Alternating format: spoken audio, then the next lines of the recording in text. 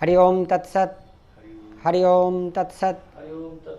हरि ओम तत्सत। गहरी सांस गले की सजगता के साथ भरिए और भंवर के गुंजन के साथ उसको बाहर कीजिए एक बार।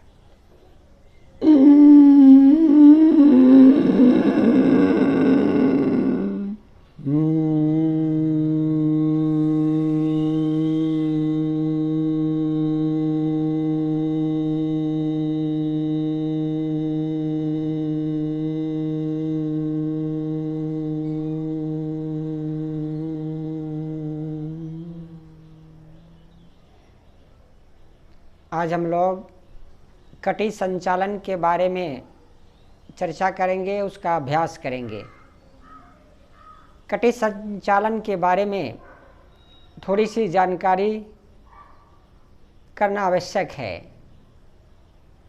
जब हम तनाव से ग्रसित होते हैं तो सबसे पहला प्रभाव गुदादार के क्षेत्र में आता है, जिसका प्रभाव कमर के क्षेत्रों में देखा जाता है। जकड़न के रूप में, भारीपन के रूप में, दर्द के रूप में, अन्य समस्याओं के रूप में। फिर उसके पश्चात कंधों के क्षेत्र में, गर्दन के क्षेत्र में आती है, जिसको सर्वाइकल स्पॉन्डिलोलिटिस, कंधों के दर्द, कोहनी के दर्द, हाथों की समस्या चक्कर के रूप में आती है। कटी संचालन का जो अभ्यास है उससे कमर सुंदर सुडौल बनता है, कमर की समस्याएं दूर होती है, साथ साथ पैरों की समस्या दूर होती है। कंधा, पीठ, गर्दन और हाथों की समस्या में भी बहुत प्रभावकारी अभ्यास है ये।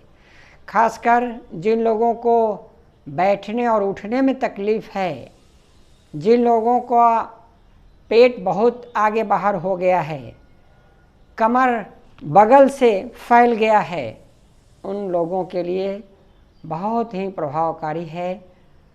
और 20 वर्षों तक जिनकी उम्र है, ये अभ्यास लंबाई को बढ़ाने में भी मदद करती है।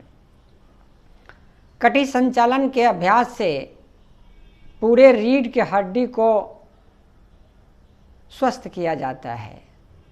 जो कशेरुका स्तंभ है, उसके जो अवरोध हैं, उसमें जो स्नायु व्यवस्था है, उसमें जो जकड़न है, अवरोध है, उन सबों को दूर किया जाता है। आप इसके पहले वीडियो में ये जाने हैं कि मेरुदंड और पीठ के निचले हिस्सों में होने वाली समस्या का एक छोटा सा अभ्यास मकरासन दिया गया, और मकरासन में कई स्थितियों को आपको बताया गया है। उसके बाद हम लोग आज कटी चक्रासन की चर्चा कर रहे हैं। कटी चक्रासन के अभ्यास से आपके संपूर्ण शरीर में सकारात्मक प्रभाव आएंगे। कटी चक्रासन के अभ्यास के लिए हम लोग खड़े होकर के अभ्यास करते हैं। तो आइए एक बार इसको देखिए कि कैसे कटी चक्रासन की आधार स्थिति है। सबसे पहले पैरों के बीच 2 फुट की दूरी बनाते हैं, पैरों को समानांतर रखते हैं, और जब दाएं बाएं शरीर को मोड़ेंगे तो दाएं पैर का जो बाहरी किनारा है, ये बाहरी किनारा अक्सर ऐसे उठ जाता है, इसको अंदर की ओर दबा करके रखना है।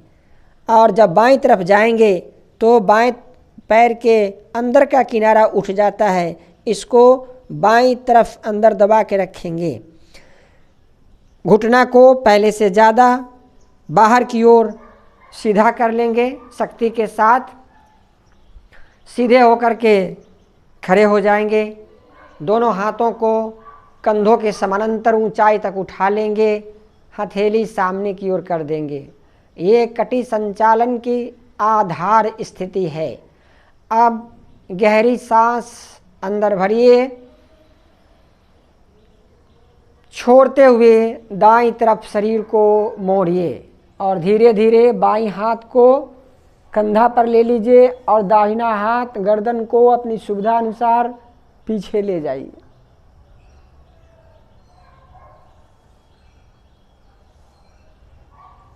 श्वास भरते हुए मूल स्थिति में आइए। अपनी सावधानी को अपने पास रखना है, घुटना मुड़े नहीं, झुके नहीं, रीढ़ की हड्डी को पीछे की ओर आगे की ओर मुड़ना झुकाना नहीं है। सांस छोड़ते हुए बाईं तरफ चलिए, पूरी सजगता के साथ, शक्ति के साथ, साहस से। गर्दन मोड़िए, श्वास भरते हुए मूल स्थिति में आइए।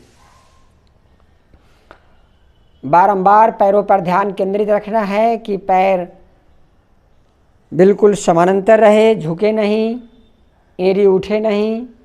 2 चक्र हम लोग और इसको करेंगे। सांस छोड़ते हुए दाईं तरफ चलिए,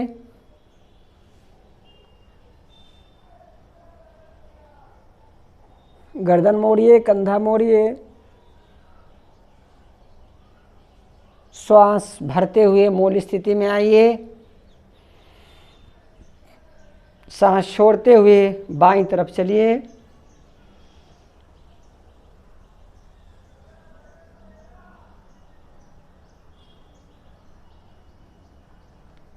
सांस भरते हुए मूल स्थिति में आइए। अंतिम चक्र, श्वास भरते हुए दाईं तरफ, छोड़ते हुए दाईं तरफ।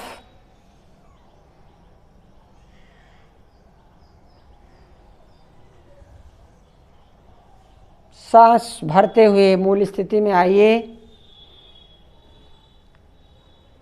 प्रश्वास छोड़ते हुए बाईं तरफ चलिए।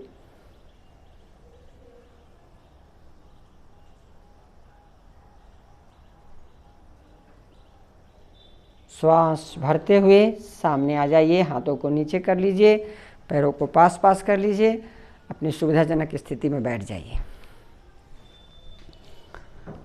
निश्चित रूप से श्वास प्रश्वास सहज हो गया होगा।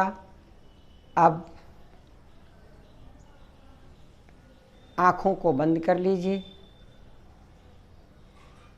कटी संचालन के अभ्यास से जिन क्षेत्रों में जैसा भी प्रभाव आया है उन प्रभावों को अनुभव कीजिए, चाहे वह दर्द, भारीपन, जकड़न, रक्त संचार की वृद्धि, हल्केपन,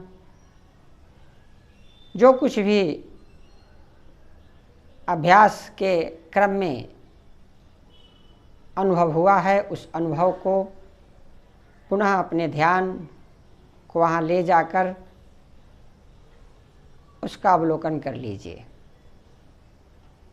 धीरे से आँखों को खोलिए। हरि ओम तत्सत।